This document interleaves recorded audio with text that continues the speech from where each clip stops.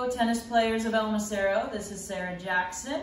And as tennis courts are beginning to open up, I was recently reading through the USTA's guidelines on how to safely participate in tennis now that we can do so. And if you've read through what they say, a lot of it is surrounding touching the tennis balls. So I thought it would be fun today to show you two different ways to pick up a tennis ball without having to use your hands. Even before all of this, over the years I've gotten a lot of questions on how to do this, because just being out on the tennis court as much as I am, this is usually the way I pick up tennis balls. So I've got two things to show you. The first is how to pick up the ball just using your racket and bouncing it up to yourself. And so the way I do it is just with little quick bounces first, and then I get the ball. When I'm teaching somebody how to do this and they've never done it before, I show them one way to do it before you just go right to that. And this is how I demonstrate that. Number one, make sure that your racket is quite parallel to the ground, okay? If it's not parallel to the ground, then you could end up whacking your frame on the ground, which would not be good because you can crack your frame. My tennis ball is rolling away from me.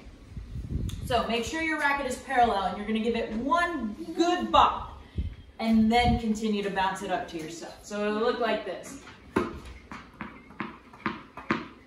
until you have it up to yourself. So those are two ways to work on bouncing the ball up to yourself. And then obviously I'm just in my garage here today, so I caught the ball in my own hand. But if you wanted to give the ball to your opponent over on the other side of the net, you wouldn't catch it, you'd just then send it over with your racket. You would have never touched the ball. Okay. The other way is to use your foot to help you get the ball up. And what I usually show people in terms of getting the hang of doing this is simply practice lifting the ball between your foot and your racket and just moving your foot up and down. Okay, I'm putting a little bit of pressure on the ball, like squeezing it into my foot, but not much. You don't need a lot. You just need enough to control it and to be able to move your foot up and down.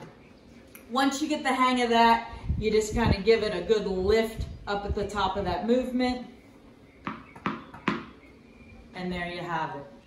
And again, if you were playing and you wanted to get that ball up with your foot instead of catching it like I just did, just let it bounce and then send it on over to your opponent.